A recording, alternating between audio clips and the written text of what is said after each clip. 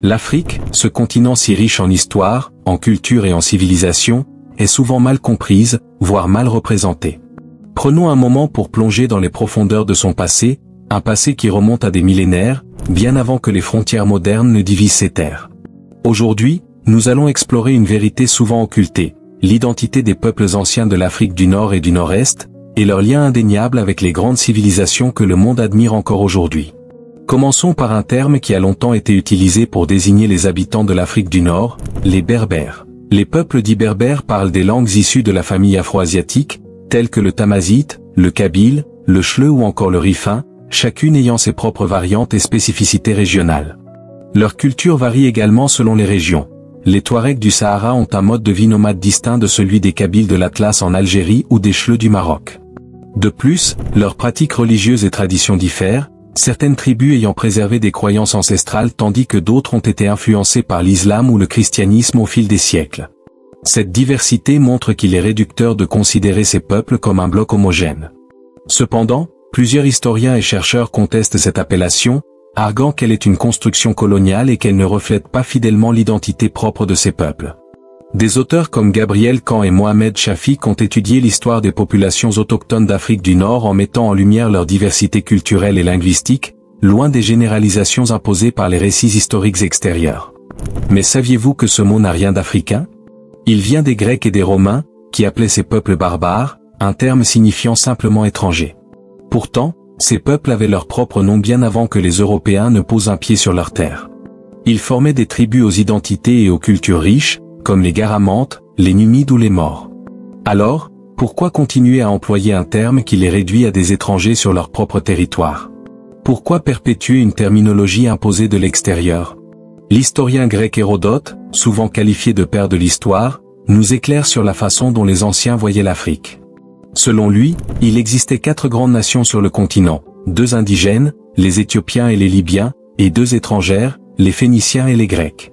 Autrement dit, les Phéniciens et les Grecs étaient des étrangers en Afrique, tandis que les tribus du nord du continent étaient considérées comme des Libyens, et celles du sud du Sahara comme des Éthiopiens. Cette classification, bien que simpliste, donne un aperçu précieux de la perception antique de l'Afrique. Toutefois, elle reflète surtout le regard extérieur de ces historiens et ne rend pas justice à la diversité des peuples qui vivaient sur ces terres. Mais voici une question intrigante. Pourquoi la géographie de l'Afrique de l'Antiquité ne correspond-elle pas à celle que nous connaissons aujourd'hui? À l'époque, l'Éthiopie et l'Égypte s'étendaient sur des territoires bien plus vastes. Elles n'étaient pas morcelées en une multitude d'États comme aujourd'hui. Imaginez une Afrique unie, où les peuples circulaient librement, échangeaient des idées, des biens et des cultures sans contraintes artificielles.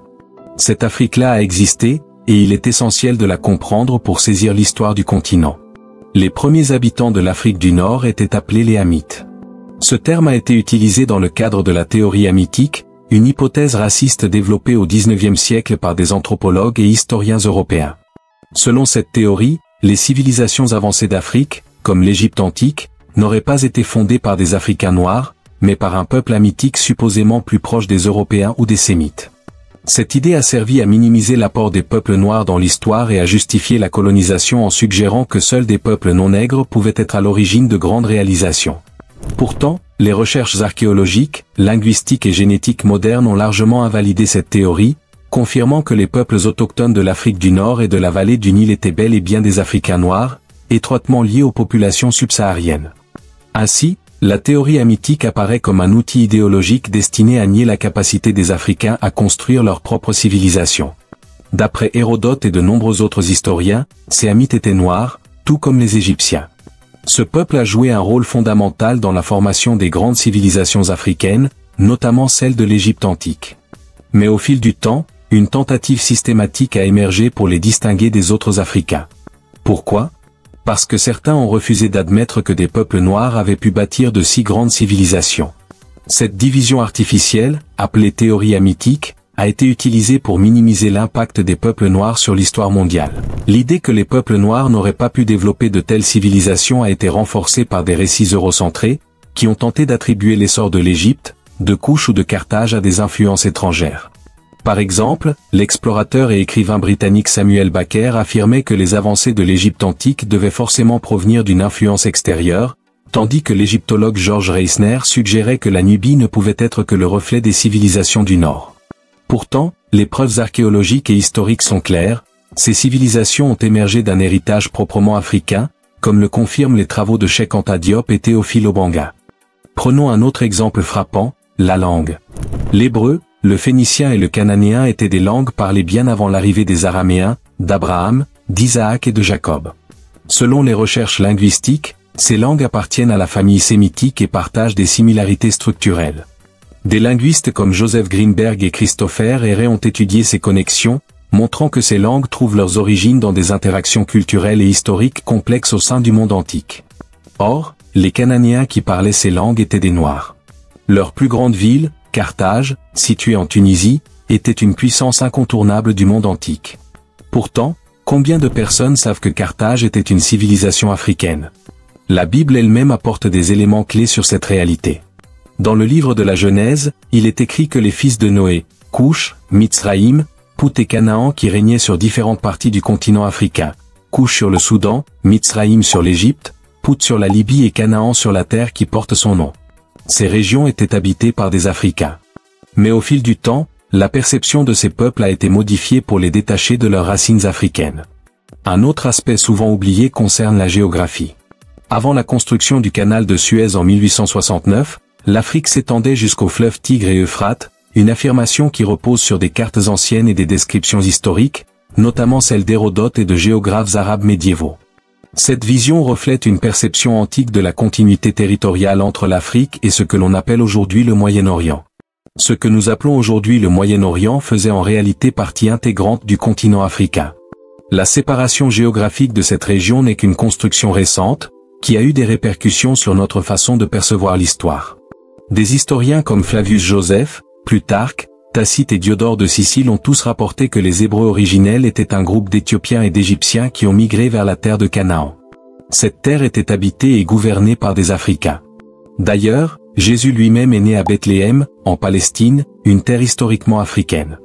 Alors pourquoi cette vérité est-elle si souvent occultée? Parlons maintenant des richesses de l'Afrique. Ce continent regorge de diamants, d'or, d'argent, de pétrole, de gaz naturel, d'uranium, de platine, de cuivre, de cobalt, de fer. Pourquoi toutes ces ressources se trouvent-elles ici? Est-ce un simple hasard ou la preuve irréfutable de la grandeur de ce continent et de ses peuples? Depuis l'Antiquité, ces richesses ont façonné l'histoire de l'Afrique, attirant à la fois le commerce et la convoitise des civilisations extérieures. L'or du Mali, par exemple, a alimenté les échanges transsahariens et attiré l'attention des empires islamiques et européens. Les ressources naturelles africaines ont aussi joué un rôle central dans la colonisation du continent, les puissances européennes ayant cherché à exploiter ces trésors pour alimenter leur propre croissance industrielle. Aujourd'hui encore, ces richesses suscitent des intérêts économiques majeurs, souvent au détriment des populations locales, perpétuant ainsi des dynamiques de dépendance et d'exploitation héritées du passé. Les premières civilisations, les premières innovations, les premières expressions artistiques et culturelles sont nées sur ce continent. Pourtant, son histoire a été systématiquement réécrite, effacée ou minimisée. Pourquoi? Parce que ceux qui contrôlent le récit historique contrôlent aussi le présent et l'avenir. Il est temps de rétablir la vérité. Les grandes civilisations de l'Égypte, de Carthage, de Couch et de Canaan étaient africaines. Leur peuple était noir. Et leur héritage est indissociable de l'histoire mondiale. Lorsque vous entendez parler de l'Égypte ancienne, de Carthage ou de la terre de Canaan, souvenez-vous, ces terres étaient africaines, et leur peuple était noir. Cette reconnaissance n'est pas seulement une question de fierté, c'est une question de justice historique. Alors, que pensez-vous de cette vérité? Était-elle nouvelle pour vous? Comment la perception de l'Afrique dans les médias et les manuels scolaires influence-t-elle notre compréhension de son histoire? Laissez-nous vos impressions en commentaire. Et si cette vidéo vous a aidé à mieux comprendre l'histoire fascinante de l'Afrique, n'hésitez pas à l'aimer et à la partager autour de vous pour éveiller les consciences. Et bien sûr, si ce n'est pas encore fait, abonnez-vous à l'œil du savoir et activez la cloche de notification pour ne manquer aucune de nos prochaines vidéos. Merci et à très bientôt pour un nouveau voyage au cœur de la connaissance.